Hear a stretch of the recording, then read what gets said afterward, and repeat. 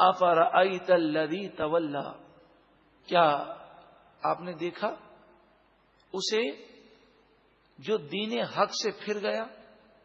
یہ آیتیں ولید بن مغیرہ کے رد میں نازل ہوئیں. حکم عام ہے. ولید بن مغیرہ حضور پر ایمان لے آیا تھا، مگر جب کافروں نے اسے ملامت کیا تو پھر یہ ایمان سے پھر گیا.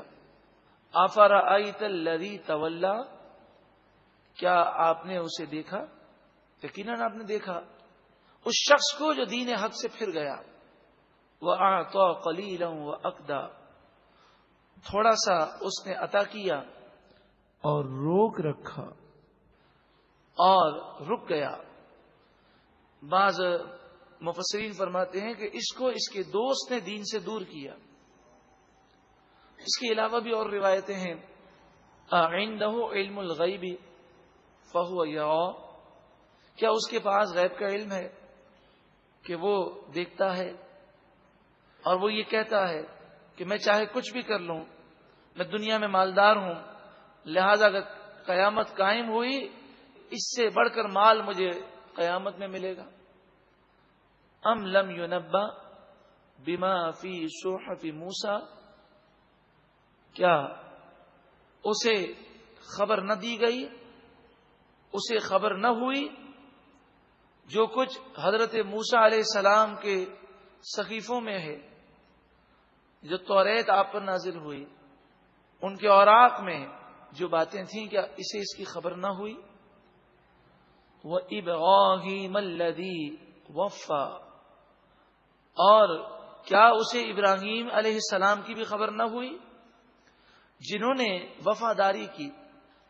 وفا، جو احکام بجا لائے اور ہر حکم کو پورا کیا.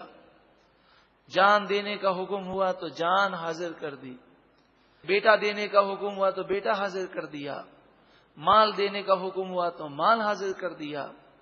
جب یہ حکم ہوا کہ بیوی اور بچے سے جدائی اختیار کریں تو یہ قربانی دینے کو بھی تیار ہیں. اصل بات یہ ہے کہ جس کافر کے متعلق یہ بتایا گیا کہ دین اسلام سے پھر گیا، اس کے پھرنے کی وجہ یہ تھی کہ دوسرے کافر نے اس سے کہا کہ دیکھ تو کافر ہو جا دوبارہ اور میں ذمہ داری لیتا ہوں، اگر ایسا کرنے سے تجھے کوئی گناہ ہوگا تو اس گناہ کا میں ذمہ دار ہوں، میں یہ گناہوں کا بوجھ اپنے اوپر لوں گا. تو فرمایا کیا وہ یہ جانتا نہیں اللہ تزر وازرۃ وزر اخری، کوئی جان کسی دوسرے کا بوجھ کل بروز قیامت نہیں اٹھا سکے گی. یعنی یہ کہنا کہ آپ گناہ کر لیں، یہ گناہ میرے سر پر، یہ بالکل غلط جملہ ہے. جو گناہ کرے گا اس کے نامہ اعمال میں گناہ لکھے جائیں گے. ہاں، جس نے برائی کی ترغیب دی اس کے نامہ اعمال میں بھی گناہ لکھے جائیں گے. وَأَلَّيْسَ لِلْإِنسَانِ إِلَّا مَا سَعَى، اور انسان کے لیے وہی ہے کہ جو اس نے کوشش کی. یہاں پر مفسرین فرماتے ہیں یہاں انسان سے مراد کافر ہے اور کوشش سے مراد ہے ایمان لایا یا نہیں لایا. تو جس کا خاتمہ کفر پر ہوا اب ہمیشہ کے لیے اس کی تباہی ہے، بربادی ہے. لیکن جو مومن ہے، مومن نے جو نیکیاں خود کی وہ بھی اس کے نامہ اعمال میں ہے. جن لوگوں کو اس نے نیکی کی دعوت دی، جو فلاحی رفاہی کام کیے، صدقہ جاریہ اس نے کیا، علم پھیلایا، نیک صالح اولاد ہے، تو مرنے کے بعد بھی قبر کے اندر اسے ثواب ملتا رہے گا. اسی طرح مومن کو یہ اعزاز حاصل ہے کہ اگر کوئی اسے ایصال ثواب کرے گا تو قبر کے اندر اس کا ثواب بھی اسے پہنچتا ہے. وَأَنَّ سَعْيَهُ سَوْفَ يُرَىٰ، اور بے شک اس کی کوشش ان قریب دکھائی جائے گی. ثُمَّ يُجْزَاهُ الْجَزَاءَ الْأَوْفَىٰ، پھر اسے بھرپور بدلہ دیا جائے گا. وَأَنَّ إِلَىٰ رَبِّكَ الْمُنتَهَىٰ، اور بے شک تمام معاملات کی انتہا رب العالمین کی طرف ہے. فیصلے کا اختیار تو صرف رب العالمین کو ہے. الی ربک، آپ کے رب کی طرف بے شک تمام معاملات کی انتہا ہے. وَأَنَّهُ، تمام معاملات کی انتہا ہے، یعنی قادر مطلق تو وہی ہے، حقیقی مالک تو وہی ہے، وہ جو چاہے وہ ہوتا ہے. فرمایا وَأَنَّهُ هُوَ أَضْحَكَ وَأَبْكَى، خوشی اور غمی کے جو لمحات آتے ہیں اس میں انسان بے بس ہے. بے شک وہ اللہ ہے جو جسے چاہتا ہے خوشی دیتا ہے، وہ ابکا، اور جسے چاہتا ہے غم دے کر رلا دیتا ہے. وَأَنَّهُ هُوَ أَمَاتَ وَأَحْيَا، اور بے شک وہی رب ہے جو جسے چاہتا ہے اماتا، موت دیتا ہے، وَأَحْيَا، اور جسے چاہتا ہے زندہ فرماتا ہے. اور کل بروز قیامت بھی رب العالمین تمام انسانوں کو دوبارہ زندہ فرمائے گا. وَأَنَّهُ خَلَقَ الزَّوْجَيْنِ الذَّكَرَ وَالْأُنثَى، اور بے شک وہی رب ہے جس نے جوڑے پیدا کیے، مذکر اور مؤنث، نر مادہ، من نطفۃ، ایک ایسے نطفے سے، اذا تمنا، جب وہ ڈالا جائے، پانی کی بے وقت بوند سے رب العالمین نے انسان کو پیدا کیا.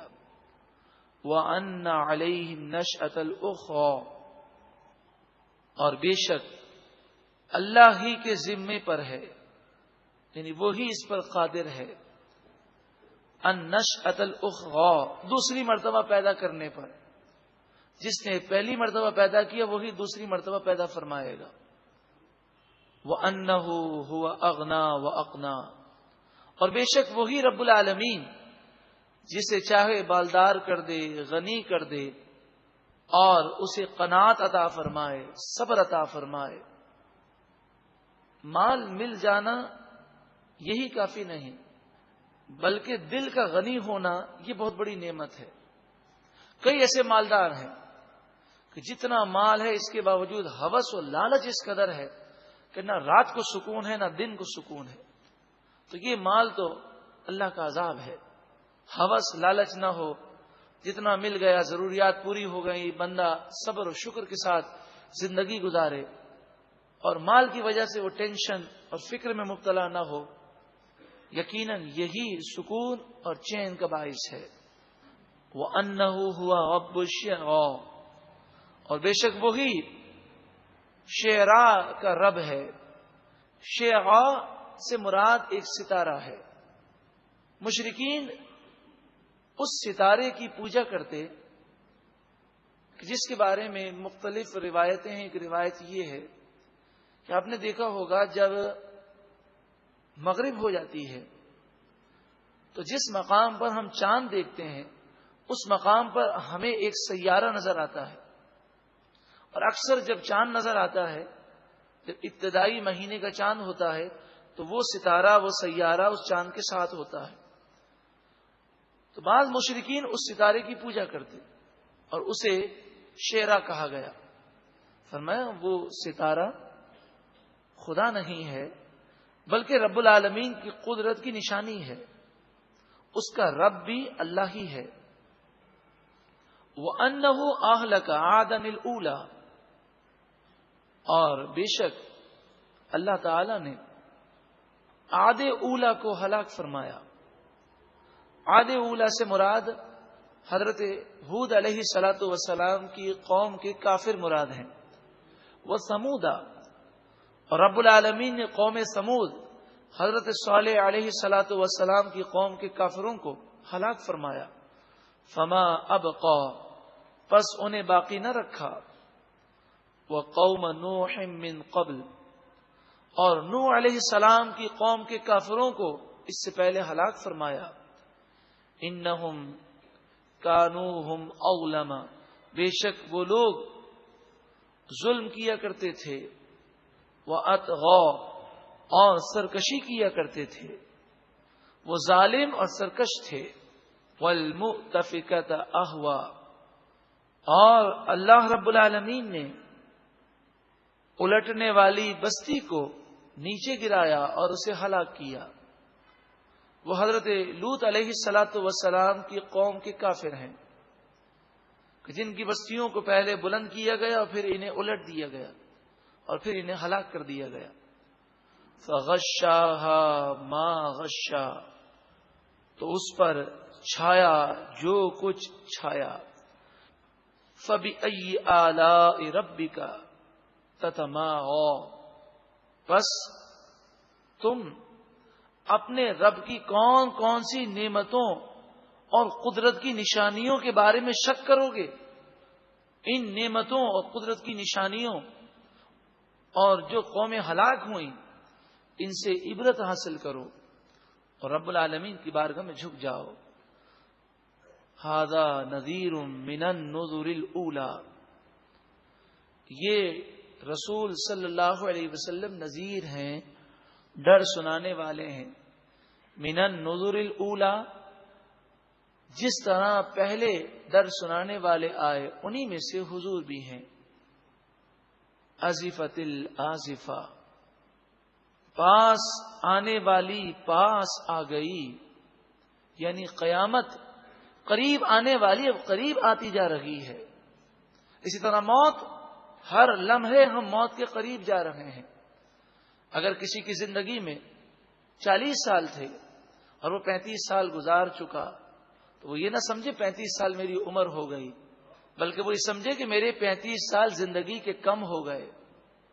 لیس لہا من دون اللہ کاشفا، اللہ کے علاوہ اس قیامت کو کوئی ظاہر نہیں کر سکتا، وہی اس قیامت کو قائم فرمائے گا. افمن ھذا الحدیث تعجبون، کیا تم ان باتوں کو سن کر تعجب کرتے ہو، ان باتوں پر حیرت کا اظہار کرتے ہو. وتضحکون، اور یہ عذاب کی باتیں سن کر تم مذاق اڑاتے ہو، ہنستے ہو، تمہیں اللہ کا خوف نہیں. ولا تبکون، اور تم روتے نہیں ہو. یہ تو رونے والی آیتیں ہیں. اللہ کے غضب اور اللہ کے قہر کو بیان کیا گیا. تمہارے دل اس قدر سخت ہیں کہ تم دنیا کے مزوں میں گم ہو. وَأَنْتُمْ سَامِدُونَ، اور تم کھیل کود میں پڑے ہو، غفلت میں پڑے ہو. فَاسْجُدُوا لِلَّهِ، بس اللہ کے لیے جھک جاؤ، سجدہ کرو. وَاعْبُدُوا، اور اس کی عبادت کرو. اللہ کے لیے جھک جاؤ، سجدہ کرو. ہر معاملے میں اللہ کے فرمانبردار بن جاؤ. اپنی عقل کو، اپنی سوچ کو، اپنے معاملات کو رب کی بارگاہ میں جھکا دو.